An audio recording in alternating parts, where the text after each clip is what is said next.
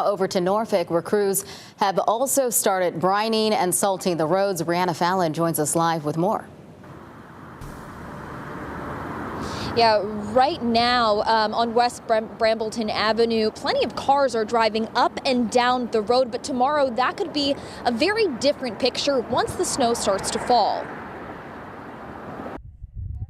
A mix of strong winds, tidal flooding, and multiple inches of snow could be a recipe for dangerous blizzard-like conditions in Norfolk. We're ready. This is what we do. We're proud of what we do. Our crews are proud of what we do. Alana Smith with Norfolk's Department of Public Works says crews started treating roads and sidewalks with salt and brine on Wednesday, but their work is far from over. Smith says plow crews will work around the clock starting tomorrow to clear roads for the second weekend in a row. So yes, it's tiring, it's strenuous work, and it's long work, but they feel it's their duty to do it. City crews will start by plowing primary roads, including Brambleton Avenue and Military Highway. Then they'll focus on clearing fire and police stations, followed by secondary routes such as Princess Anne Road. But they will not touch neighborhood streets. Public Works does not plow neighborhoods. We don't have the capacity to do that. Also, we have really old infrastructure in Norfolk, and a lot of our plows wouldn't fit. With the amount of snow forecasted, Smith says crews will have to plow streets multiple times to get them clear.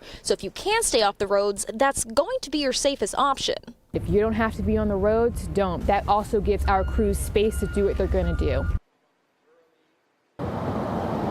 And Smith said it best: for your safety and for plow crew safety, if you can stay off the roads and stay home, that's going to be your best option. Live in Norfolk, Brianna Fallon, 13 News Now. All right, thanks, Brianna. And to allow plow crews to safely navigate the roads, street parking on Waterside Drive, Bush Street, Main Street, and Granby Street is now off limits. As an alternative, all city garages and service lots except the Cedar Grove lot will be open for free parking starting at 6 p.m. tonight through 6 p.m. Tuesday.